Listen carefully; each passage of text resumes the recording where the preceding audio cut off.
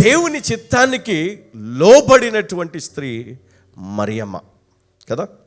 పరిశుద్ధ గ్రంథములో లూకా సువార్త 1వ అధ్యాయము, ఇదిగో నీవు గర్భము ధరించి కుమారుని కని ఆయనకు యేసు అను పేరు పెట్టుదువు. ఆయన గొప్పవాడై సర్వోన్నతుని కుమారుడు అనబడును. ఎవరు చెప్తున్నారు ఈ మాటలు అమ్మా? గట్టిగా. గాబ్రియేలు అను దూత మరియమ్మకు చెప్తా ఉన్నాడు. ఏమని చెప్తా ఉన్నాడు? ఇదిగో నీ గర్భములో నుండి ఒక రక్షకుడు పుడతాడు, ఆయనకు యేసు క్రీస్తు అను పేరు పెట్టాలి కదా. ఇమ్మానుయేలు అను మరి ప్రవచనం ఉన్నది, ఆ పేరు పెడతారని. ఎంత ధన్యత కలిగి ఉన్నటువంటి స్త్రీ ఈమె కదా. ఆయన చిత్తానికి ఆమె లోబడింది. చదవమ్మా, కంటిన్యూ చేయండి.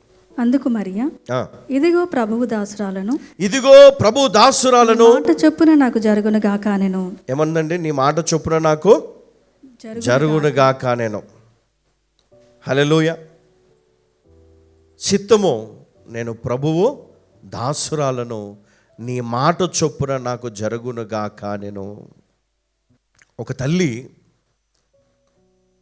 తన బిడ్డ జీవితంలో దేవునికి సహకరించినప్పుడు తన బిడ్డలను దేవుడు అద్భుతంగా మలుచుకుంటాడు. కొంతమంది పుట్టేటప్పుడు దేవుని ప్రణాళికతో పుడతారు. చూడండి, యేసుక్రీస్తు ప్రవచనాలు, దేవుని ప్రణాళిక, ఉన్నతమైన దేవుని కృప చేత ఆయన లోకానికి వచ్చాడు.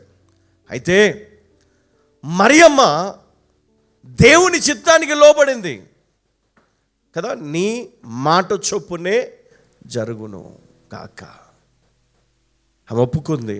ఒక కన్య అయినటువంటి స్త్రీ ఎవరు ఒప్పుకుంటారండి? ఒక దేవదూత వచ్చేసి, అమ్మా నీ గర్భములో లోకరక్షకుడు పుడతాడు అంటే ఎవరు ఒప్పుకుంటారు? నాకు ఎవరొద్దు, లోకము నన్ను వెలివేస్తుంది, లోకము నన్ను రాళ్ళతో ఒకటి చంపేస్తారని చెప్పేసి అంటారేమో. కానీ ఆమె ఏమన్నదంట? నిజంగా మరి అందుకనే కావచ్చు దయాప్రాప్తురాలానికి శుభము అని మనం వింటాం ఆ మాట మరియమ్మ గురించి. దయాప్రాప్తురాల, దేవుని దయ పొందినటువంటి స్త్రీ, దేవుని అనుగ్రహమును కలిగినటువంటి స్త్రీ.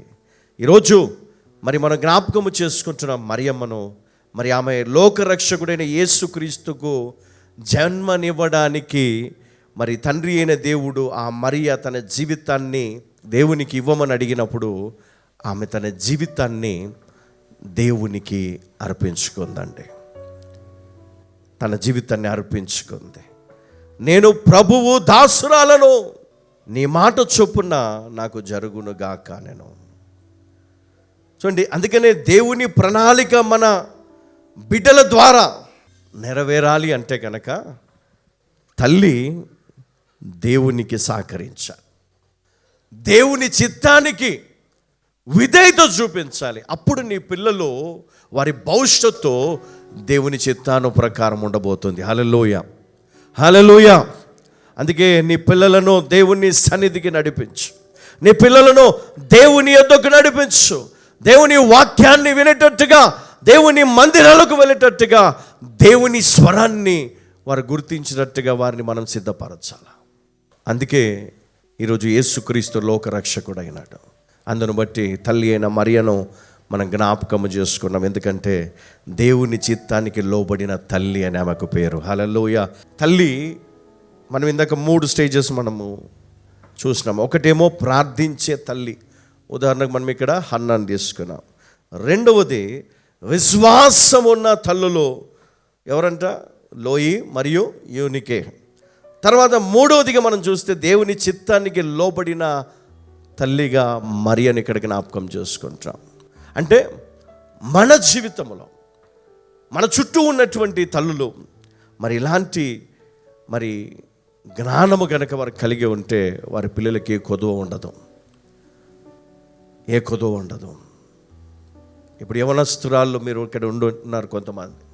రాబోయే కాలంలో దేవుడు మీ గర్భాన్ని ఆశీర్వదించినప్పుడు, మీకు వివాహాలు జరిగి మీరు పిల్లల్ని కన్నప్పుడు ఆ పిల్లలు దేవుడిచ్చిన వరము, బహుమానంగా మీరు ఎంచుకోవాలి.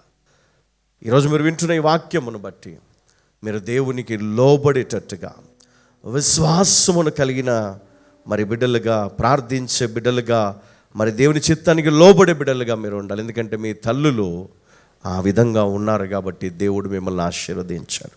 హల్లెలూయా.